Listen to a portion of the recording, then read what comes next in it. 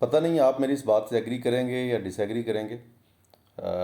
یہ شاید ہمارے معاشرے کا ایک المیہ بھی بن چکا ہے۔ بعض تھوڑی سی تلخ بھی ہے، اور ہو سکتا ہے کہ یہ آپ کو اس جگہ پہ ہٹ کرے کہ آپ کچھ سوچنے پہ مجبور ہو جائیں۔ پچھلے دنوں میں اسکردو گیا تھا اپنے بچوں کے ساتھ۔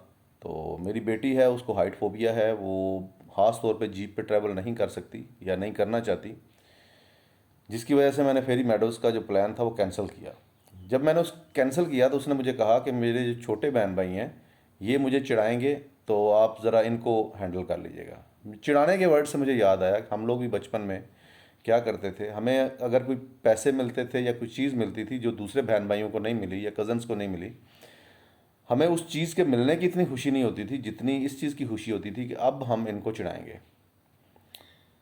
جیسے جیسے بڑے ہوتے گئے، اسکول کالجز میں گئے، وہاں پر بھی دوست احباب کو چڑھانے کا یا چڑھنے کا جو ہے وہ سلسلہ جاری رہا۔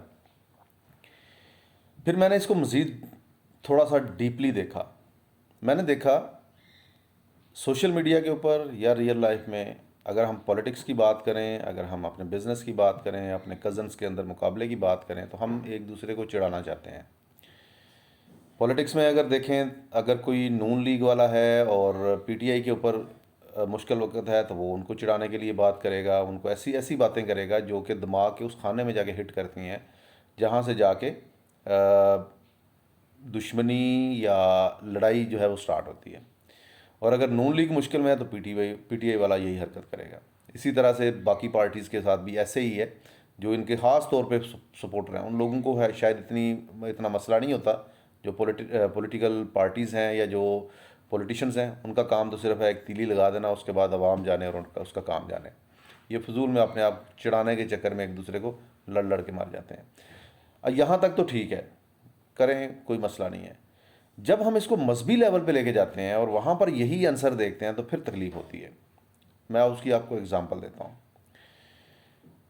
12 ربیع الاول آتا ہے اور ہمیں پتہ چلتا ہے کہ فلاں بندہ جو ہے وہ دوسرے مسلک کا ہے۔ اب ہم کیا کرتے ہیں، ہم اس کے دروازے پہ جا کے اس کے پاس سے گزرتے ہوئے جان بوجھ کے نعرے لگاتے ہیں۔ اگر ہم اہل تشیع ہیں اور ہمارے پاس سے کوئی سنی گزر رہا ہے اور ہمیں پتہ ہے کہ اس کو یہ الفاظ اس کے مسلک میں نہیں مانے جاتے، ہم اس کے پاس سے جا کے نعرہ لگائیں گے۔ اگر ہم وابی ہیں یا دیوبندی ہیں اور ہمارے پاس سے کوئی بریلوی گزرتا ہے تو ہم مشرک مشرک کا نعرہ اس کو چڑھانے کے لیے لگائیں گے۔ ہم نے کبھی بھی یہ نہیں کیا کہ ہم دوسرے کی اصلاح کے لیے کام کریں۔ اصلاح نہیں کرنی، ہم نے صرف چڑھانا ہے۔ اب یہ چڑھانا جو ہے یہ بچپن سے ہمارے تربیت میں شامل ہو گیا۔ اس کے بعد اس نے ہمیں اسکول، کالج، جاب تک نہیں چھوڑا۔ پھر پولیٹکس میں بھی اس نے ہمارے ساتھ ہمارا پیچھا نہیں چھوڑا اور ہم نے اس سے بہت نقصان لیا۔ من حیث القوم ہمارے اخلاقیات کی تباہی نکل گئی۔ پھر ہم مذہبی لیول پہ، ہم نماز پڑھیں یا نہ پڑھیں، ہم فرائض کی ادائیگی کریں یا نہ کریں، ہم حقوق العباد کی ادائیگی کریں یا نہ کریں، لیکن ہم نے دوسرے مسلک کو چڑھانے کے لیے ایسی حرکتیں ضرور کرنی ہے جس میں مذہبی نفرت پیدا ہوتی ہے۔ یہی وجہ ہے کہ وہ ان پڑھ بندے، وہ لوگ جن کے پاس دین کا یا دنیا کا علم یا نالج نہیں ہے، وہ ان لوگوں کے ہتھے چڑھ جاتے ہیں جو مذہب کو اپنے کمانے کا ذریعہ بنا چکے ہیں، جن کا مقصد یہ ہے کہ ہم نے لوگوں کو گائیڈ یا مس گائیڈ کر کے اپنا چندہ یا اپنے پیسے سیدھے کرنے ہیں۔ میں نے پہلے معذرت کی تھی کہ میری یہ بات آپ کو بری لگ سکتی ہے، میری یہ بات آپ کو چڑھا سکتی ہے۔ سو پلیز ایک چیز کا خاص طور پہ خیال رکھا کریں، یہ جو معصوم لوگ ہیں جن کو نہیں پتہ، جس کو یہ نہیں پتہ کہ اگر میں کسی دوسرے مسلک کے بندے کو مار دوں گا تو اس کا بھی کتنا بڑا گناہ ہے، اس کو آپ ثواب کہہ کے اس کے دماغ میں بھر دیتے ہیں اور وہ کسی معصوم کی، کسی بے گناہ کی جان لے جاتا ہے۔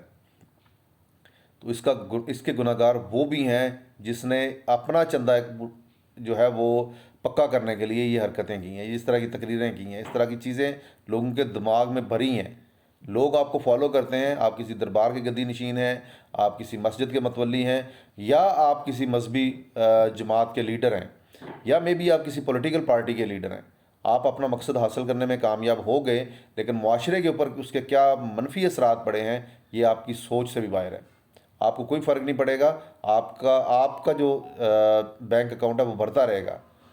لیکن بدقسمتی سے یہاں پر بھائی بھائی کا دشمن ہوا ہوا ہے، یہاں پر جو کزنز ہیں یہ آپس میں دشمن ہوئے ہیں۔ وہ رشتے جن کو آپس میں محبت سے پیار سے رہنا چاہیے، وہ صرف آپ لوگوں کی پھیلائی ہوئی نفرت کی وجہ سے اس وقت ایک دوسرے کے دشمن ہیں۔ تو خدا را میری آپ سے اپیل ہے، یہ چڑھنے چڑھاڑے والی باتیں چھوڑ کے، مذہب میں بہت کچھ ہے۔ آپ 0.0001% کو پکڑ کے چل رہے ہیں، جو باقی کے 99.999% ہیں اس کو چھوڑ دیا آپ نے۔ نہ وہ آپ خود کسی کو سمجھنے کی دے رہے ہیں اور نہ ہی وہاں تک کسی کو پہنچنے دے رہے ہیں۔ جس بندے کو تھوڑا سا شعور آتا ہے، جس بندے کو تھوڑی سی سمجھ آ جاتی ہے اس چیز کی، اور وہ آپ سے سوال کرتا ہے، آپ کے پاس اس کا بڑا بہترین علاج ہے، اس کے اوپر وہابی، اس کے اوپر نجدی یا اس کے اوپر کافر ہونے کا فتویٰ لگانے شروع کر دیتے ہیں۔ مجھے پتہ ہے اس سے آپ کی جو روٹیاں ہیں یہ بند ہو جانی ہیں، لیکن مجھے یہ بھی پتہ ہے کہ اگر آپ یہ والی حرکتیں نہیں کریں گے تو روزی اللہ تعالیٰ کی ذات نے دینی ہے۔ بالکل بے فکر رہیں، آپ کے مقدر کا رزق آپ کو بہت زیادہ ملے گا۔ سو پلیز مذہب کے نام پہ ایسے اشعار لکھنا پڑھنا، ایسے الفاظ بولنا جس سے دوسرے بندے کو تکلیف ہو، یہ چھوڑ دیں۔ اگر آپ میں اتنا گٹ ہے، اتنی پاور ہے، آپ جس بھی مسلک سے ہیں، آپ اہل تشیع ہیں، آپ وہابی ہیں، آپ دیوبندی ہیں، بریلوی ہیں، کوئی بھی ہیں، اگر آپ میں اتنا گٹ ہے تو آپ اپنے عمل سے دوسرے کو متاثر کریں اور دوسرے کو اپنی طرف کھینچ لیں۔ ایسے نہیں ہوتا، ایسے نہیں کھینچ سکتے آپ۔ ایسے کسی شیعہ کو آپ سنی نہیں کر سکتے، کسی وہابی کو آپ بریلوی نہیں کر سکتے، کسی بریلوی کو آپ دیوبندی نہیں کر سکتے۔ ایسے کبھی بھی نہیں ہو سکتا۔ سو لوگوں کو پیار محبت سے رہنا سکھائیں۔ آج کا دور فتنے کا دور ہے۔ آج کا دور ایسا ہے کہ جس میں کہا جاتا ہے کہ اپنا جو مسلک یا مذہب ہے یہ نہیں چھوڑو اور دوسرے کے مسلک کو نہ چھیڑو۔ اپنا خیال رکھیے گا۔ اللہ حافظ۔